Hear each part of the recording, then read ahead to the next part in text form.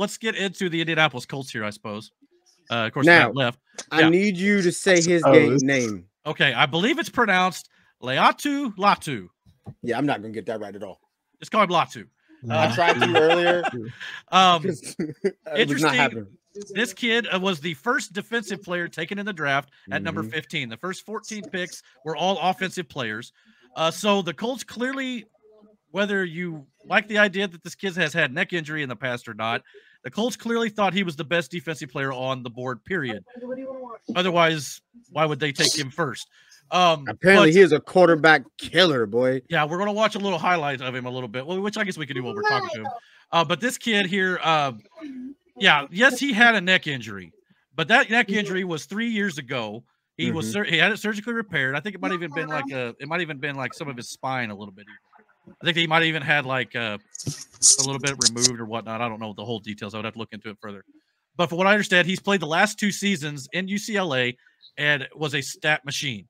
He's sacks, tackles for losses, you name it. This kid did it. So I understand the concerns as a Colts fan because of the neck injury. Nobody wants to have that injury. And I'm sure a lot of, Colts fans are probably like, well, we maybe could have got him a little later. He might have dropped. But since he was able to, compete in the last 2 years without any issue, it doesn't worry me as much as maybe a lot of people. Kind of agree with that. Yeah. I heard all the same. I just hope we strengthen up our O-line. Yeah, well, that's something that needs to be done too. I mean, that was a great interception right there. That was though. He said, and he's got a long stride. I mean, he's tall. Yeah, he's very tall, especially for an edge rusher. But there's videos of him beating double coverage. Things like that. Jesus, this dude don't play around. Yeah, so number 15 there.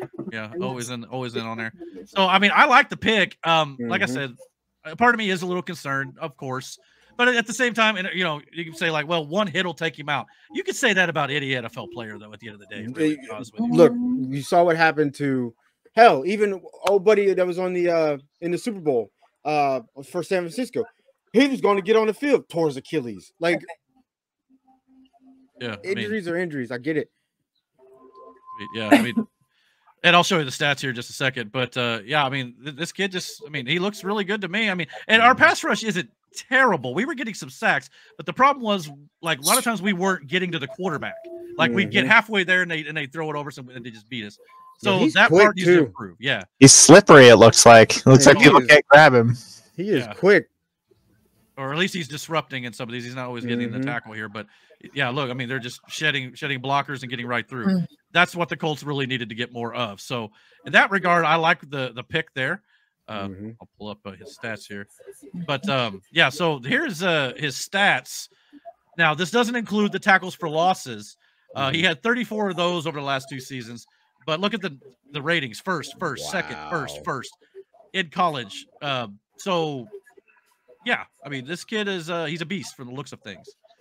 So bring back the memory of the days of Dwight Freeney and Robert Mathis. I know Robert Mathis was very excited on X for sure. So yeah, I definitely like the pick of Laiatu Latu. I hope I'm saying that correctly. Bro, we probably butchering the shit out of that man's name. But the fact that doctors told him to retire 3 years ago, said that you shouldn't be competing anymore. We've seen wrestlers come back. I was about to say wrestlers that came back, like Bryan Danielson, Saraya or Page.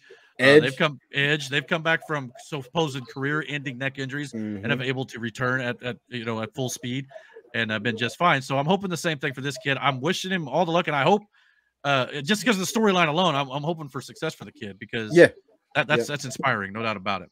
Well, on top of that, the Colts in the second round traded back. They had the 42nd or 46th pick. They traded back to pick 52 and picked up 2 additional 5th rounders for this wide receiver we draft. At 52, Adonai Mitchell or A.D. Mitchell out of Texas. Now, the thing I wanted to say about this kid, he's tall, no doubt about it, much bigger receiver than some of the Colts players.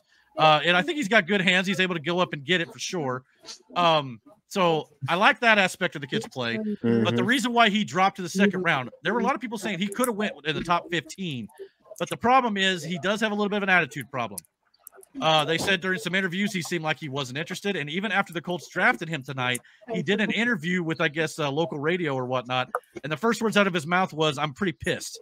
But it wasn't at Indianapolis. I think it's probably more at the fact that he dropped so far, and he's probably just disappointed. But he did say he's ready to get to work. He's just and he's so grateful for the Colts organization. So it doesn't sound like he was mad at Indy. Well, do you take that motivation, or you take that anger and then use it on the field?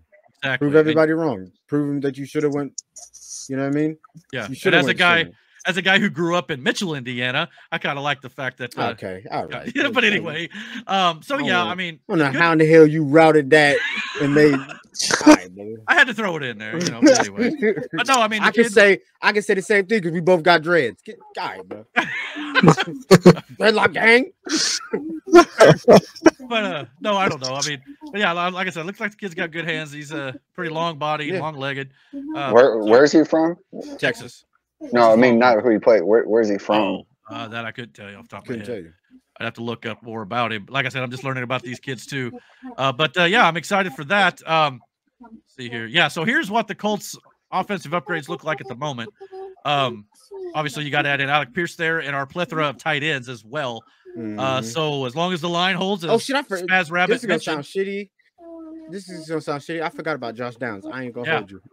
And that kid last year as a rookie had a great rookie season. He did, and that's what I'm saying. Like I feel bad. Like I forgot about Josh Downs. And keep in mind this: last year we never, all season long, got to see Anthony Richardson, Jonathan Taylor, and Jelani Woods on the field at the same time.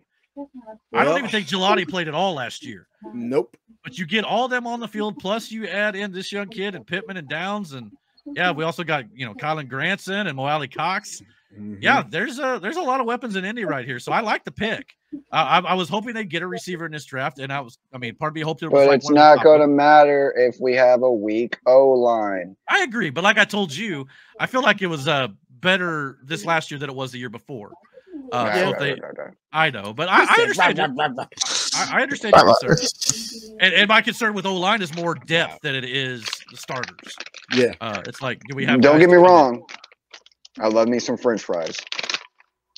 Yeah, I agree with that too. I love me some French fries. Seth, you were talking about the Colts needing offensive linemen. Well, in round 3, they drafted offensive lineman. Matt Goncalves. Is that how you say his name? I think out of Pitt. University of Pitt or whatever. Yep, I'm gonna say that's how you say it. Yeah, it sounds like I was about to say Gonclaves, but this is Goncalves. So there you go.